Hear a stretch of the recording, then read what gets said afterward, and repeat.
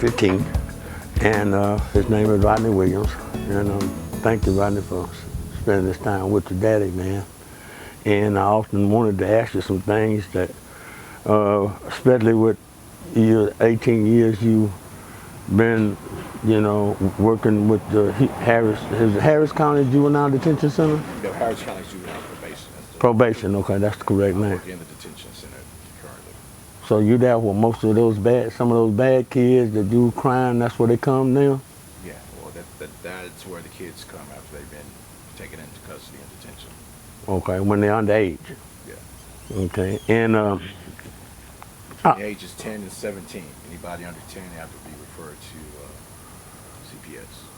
Okay, so the age really that y'all started really from 11 on up to what, 17? 10. From 10 on up to 17. Right, exactly. And then after 17, they go to the regular, to the county. Certified as adult. Okay, now, that's good information. Now, since, let's say since the 17 or 18 years you've been there, have you seen quite a few kids, just hypothetically, is the increase going down as far as the kids, more kids coming in? Can you see some improvement that most kids are being rehabilitated and you're not getting as many kids as y'all used to get? It's kind of hard to gauge. As of late, we've been getting a lot of kids. We've been very, very crowded. Wow. Staff and tons of kids. We had to move some of our kids to our post-adjudicated places where they weren't supposed to be, but what can you do? We don't have another facility, so we had to move some of them to. So in other words, now, so we can house them properly and they get the proper treatment.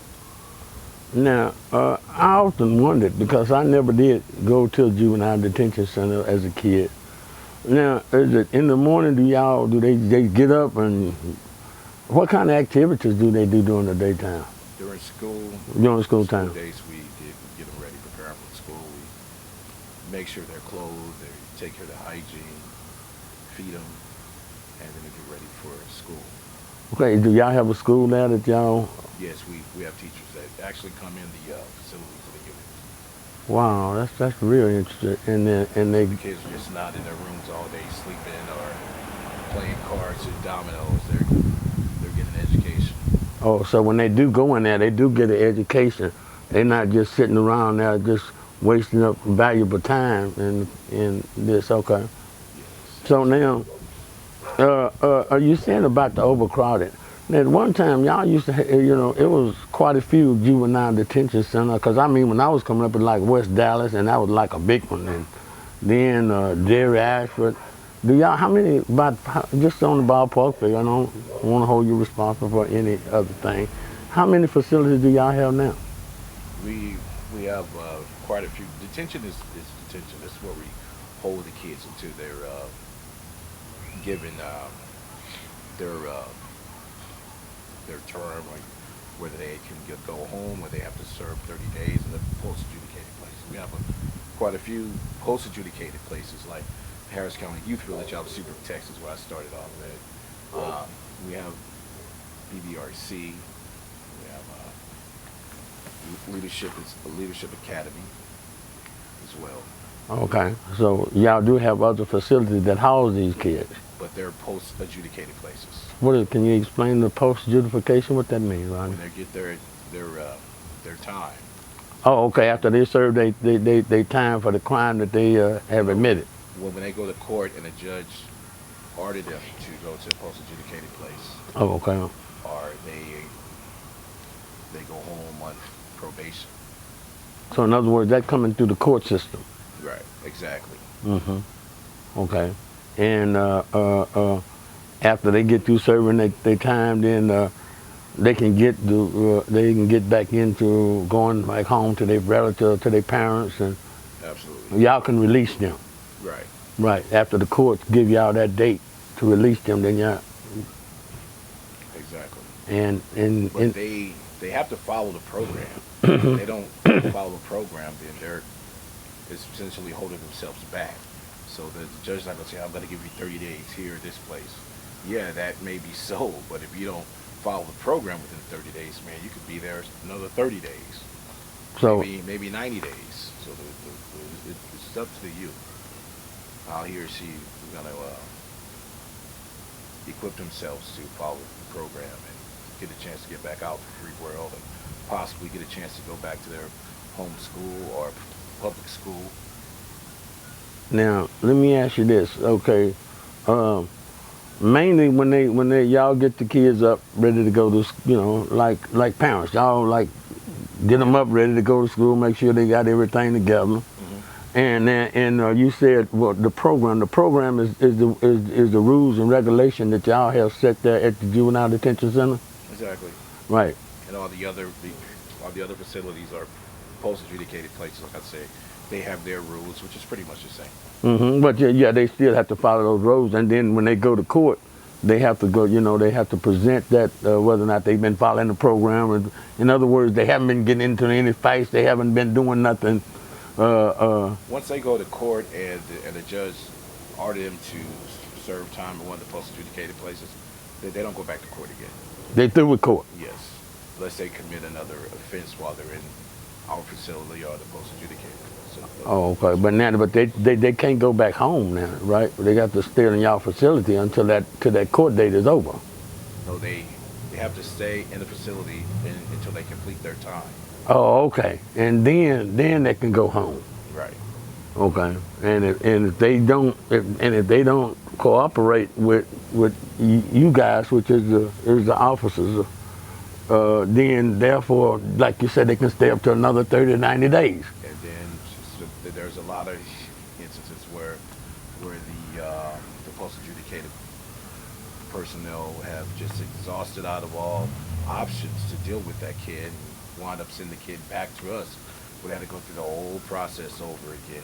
Well, y'all got to start back from zero, from square one. Right. And usually when that happens, they committed an offense, and that presents another court date. And then that's another. And, Right. And then next time that child may not be so lucky that child may be getting TJJD with TYC. What is that, Rodney? Can you break it down for me?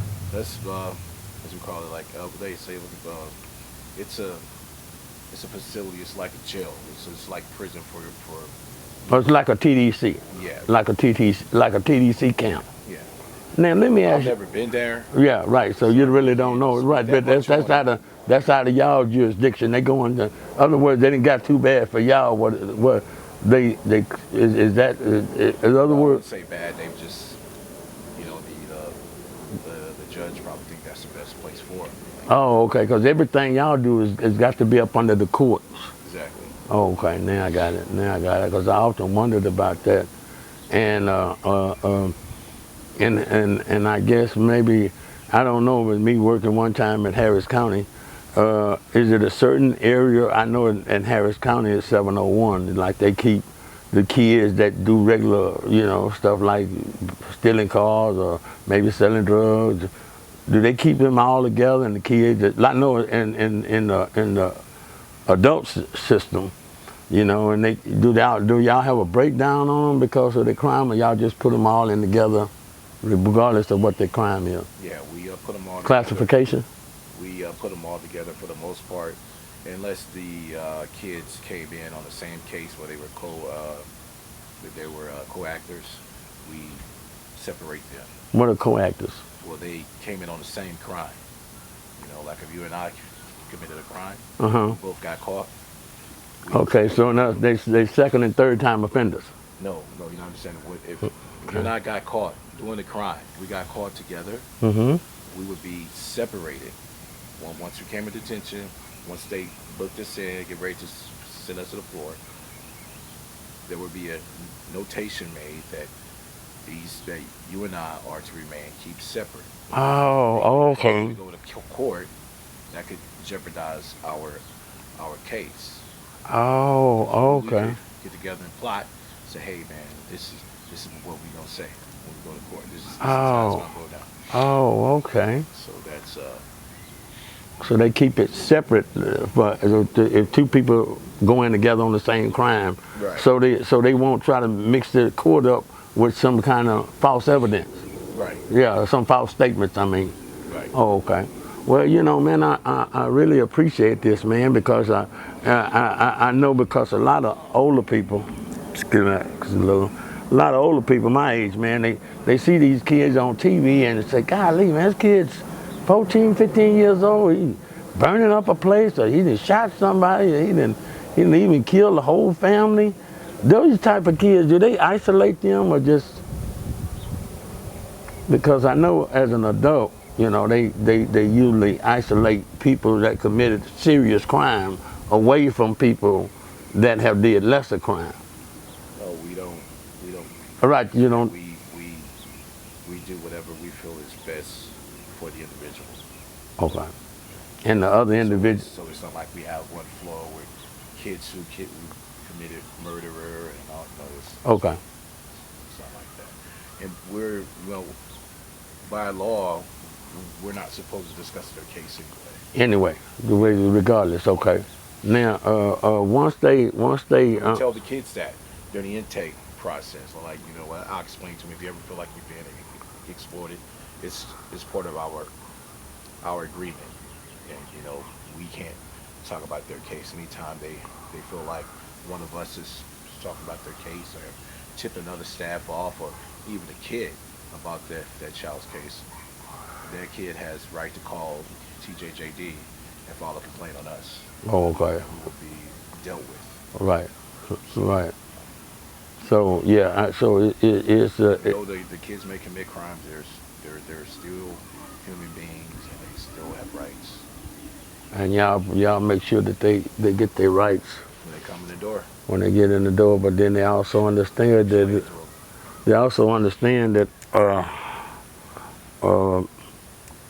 and I'm gonna give that a close it out, man, because I really enjoyed this real interesting conversation, because I didn't know. Well, before we close out, what is it that and I know it's a hurting feeling, maybe to me it would be, you know, see some of the kids go in and out, and you see them, seem like maybe, let's say, 2 months, and 2 months later or 3 months later you see the same kid and he does the same thing. Big kids come in and get released and back in 3 days. So, wow. yeah. They be out and get back, come back and go for it. Wow, man, it's that kind of turnover, man. Man, I really enjoyed this, man. I mean, to me, people, man, this is, to me, I can't think of a better Father's Day than to be here and talking to Rodney and my son about the youth of today. And thank you very much, Rodney. And I'm going to check it out.